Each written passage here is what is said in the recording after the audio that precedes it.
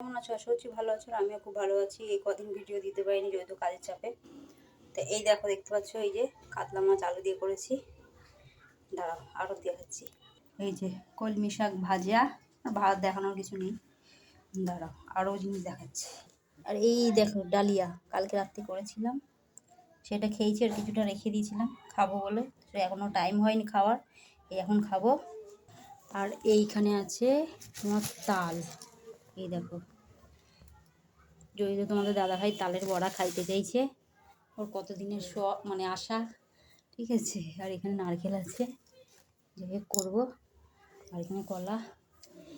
ভেবেছি জন্মাষ্টমী করতাম, কিন্তু করার মতন আর নেই, বাসন টাসন নেই, যেহেতু বাসন আমাদের সব বাড়ির দিকে রাখা রয়েছে, গ্রামের বাড়িতে।